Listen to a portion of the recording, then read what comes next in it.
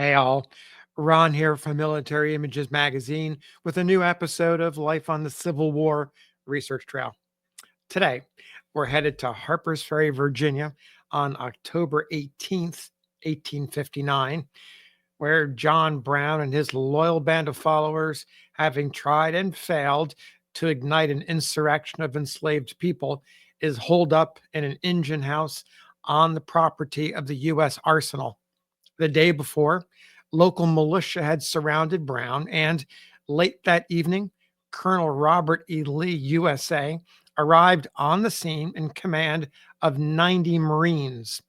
The next morning, October 18th, at 7 a.m., Lee's aide, 26-year-old Lieutenant James Ewell Brown, JEB Stuart, delivered the demand to John Brown to surrender himself and his men.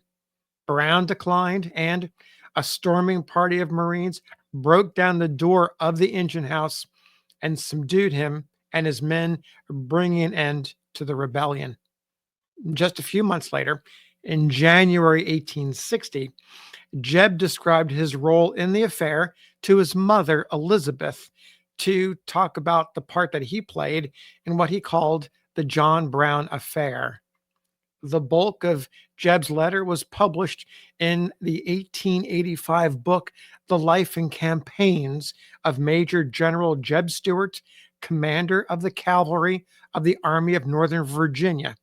He's pictured here in this engraving from Harper's Weekly magazine in Confederate uniform.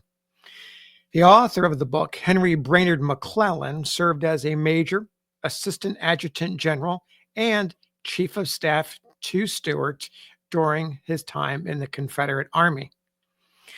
I want to read McClellan's setup and the letter to you. It contains mentions of Colonel Lee, two Marine officers, Lieutenant Israel Green and Major William Worthington Russell. Of note is that the four officers mentioned in this account, Lee, Stuart, Green, and Russell, only Russell remained in the U.S. military after the war began.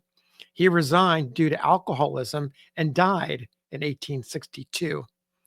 Stuart also mentions John Brown by his alias, Smith, and a nom de guerre received during his participation in a bloody Kansas battle, Osawatomie Brown. So let me read to you McClellan's account of Stuart at Harper's Ferry, including excerpts from the letter written by Stuart to his mother. It's titled The John Brown Raid, and it begins from the fall of 1857 until the summer of 1860. Stuart was stationed at Fort Riley with 6 companies of the 1st Cavalry under the command of Major John Sedgwick. I'm jumping ahead to the war. Sedgwick is only a major at this time. In the winter of 1858 to 1859, he invented a saber attachment for which he obtained a patent from the government. Having received a 6-month leave of absence, he passed the summer of 1859 among his relatives in Virginia, and while attending the General Convention of the Episcopal Church in Richmond in October, was called to Washington to negotiate with the War Department concerning the sale of his saber attachment. While in Washington on this business, the news was received of the John Brown raid at Harper's Ferry. Stuart was requested to convey to Arlington a secret communication to Lieutenant Colonel Robert E. Lee, who had been selected to command the Marines sent to suppress the insurrection. Although the facts have been carefully concealed, Stuart perceived that something unusual was transpiring and volunteered his services as an aide to Colonel Lee. The following extracts are taken from a letter which he wrote to his mother from Fort Riley in January 1860. Several contemporary newspaper accounts gave to him the credit of having led the attack upon the engine house in which John Brown had taken refuge, an honor which Stuart is careful to disclaim. Colonel Lee was sent to command the forces at Harper's Ferry. Stuart begins in his letter to his mother. I volunteered as an aide. I had no command whatever. The United States Marines are a branch of the naval force. There was not an enlisted man of the Army on hand. Lieutenant Green was sent in command.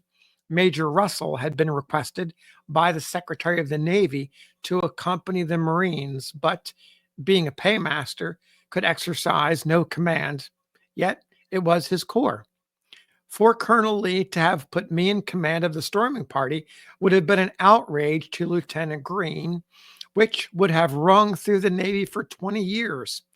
As well might they send him out here to command my company of cavalry. I, too, had a part to perform, which prevented me, in a measure, from participating in the very brief onset made so gallantly by Green and Russell, well backed by their men. I was deputized by Colonel Lee to read to the leader, then called Smith, a demand to surrender immediately, and I was instructed to leave the door after his refusal, which was expected, and wave my cap, at which signal the storming party was to advance, batter open the doors, and capture the insurgents at the point of the bayonet. Colonel Lee cautioned the stormers particularly to discriminate between the insurgents and their prisoners. I approached the door in the presence of perhaps 2,000 spectators and told Mr. Smith that I had a communication for him from Colonel Lee. He, Smith, opened the door about 4 inches and placed his body against the crack with a cocked carbine in his hand, hence his remark after his capture that he could have wiped me out like a mosquito. The parley was a long one. He presented his propositions in every possible shape and with admirable tact, but all amounted to this, that the only condition upon which he would surrender was that he and his party should be allowed to escape. Some of his prisoners begged me to ask Colonel Lee to come and see him. I told them he would never accede to any terms but those he had offered, and as soon as I could tear myself away from their importunities, I left the door and waved my cap, and Colonel Lee's plan was carried out. When Smith first came to the door, I recognized old Osawatomie Brown, who had given us so much trouble in Kansas. No one present but myself could have performed that service. I got his bowie knife from his person and have it yet. The same day, about 11 or 12 o'clock, Colonel Lee requested me, as Lieutenant Green had charge of the prisoners and was officer of the guard, to take a few Marines and go over to Old Brown's house, 4.5 miles distant in Maryland, and see what was there. I did so and discovered the magazine of pikes, blankets, clothing, and utensils of every sort. I could only carry off the pikes, as I had but one wagon. The next day, I was occupied in delivering the various orders of Colonel Lee and other duties devolving on an aide de camp. The night after, Colonel Lee, Green, and myself, with 30 Marines, marched 6 miles and back on a false alarm among the inhabitants of a district called Pleasant Valley. The prisoners having been turned over to the United States Marshal, Colonel Lee and the Marines were ordered back to Washington. I went with them, and this terminated my connection with the Harper's Ferry affair. So there you have the story in Stuart's own words of his participation in the events of October 1859 in subduing John Brown and his party at Harper's Ferry in Virginia. Thanks for listening.